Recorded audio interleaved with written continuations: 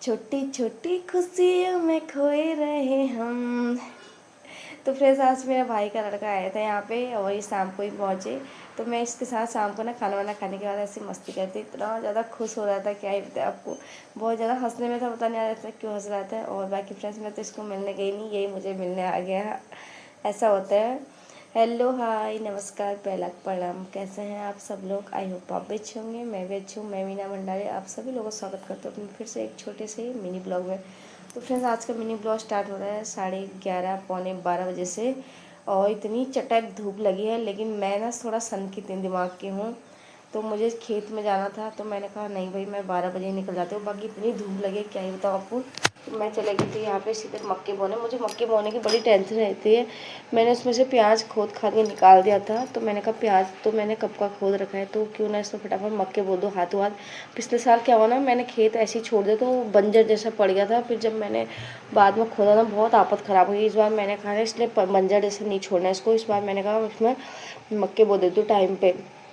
उसके बाद फटाफट फ्रेंड्स मैं अपने खेत में चले गई थी और खेत थोड़ा बड़ा था। मैंने इसमें पूरे खेत में इस बार मक्के बो दिए, ठीक है। इस बार मक्के की खेती करनी है हमने इधर भी, और दूसरे वाले खेत में मैंने मक्के बो दिए। उसको ब्लॉग आएगा कल, आप देखना।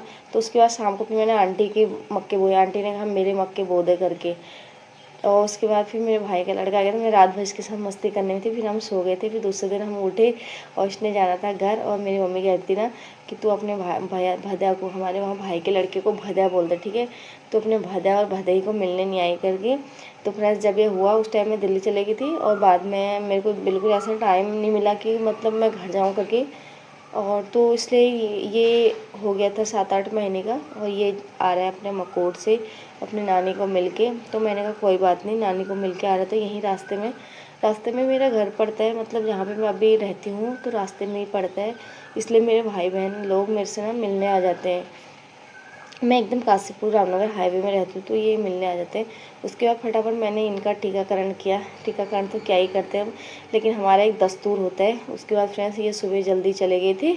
और इनके जाने के बाद बाप रे इतनी खतरनाक बारिश हो गई। मैंने कहा सही हुआ तुम टाइम पे निकल गए ना, होने को तो रास्ते में ही होंगे फिर अभी, बट क्या करें। लेकिन यहाँ से टाइम पे निकल गई, मुझे बड़ी टेंशन होती है। और मैं तो कह रही ना बारिश हो तो कोई बात नहीं, लेकिन बारिश के साथ साथ ना ऐसा तूफान चल जाता है बिल्कुल, क्या बताऊँ फ्रेंड्स आपको। उसके बाद मैं सिलती हूँ कपड़े, फिर मिलती हूँ नेक्स्ट वीडियो में, तब तक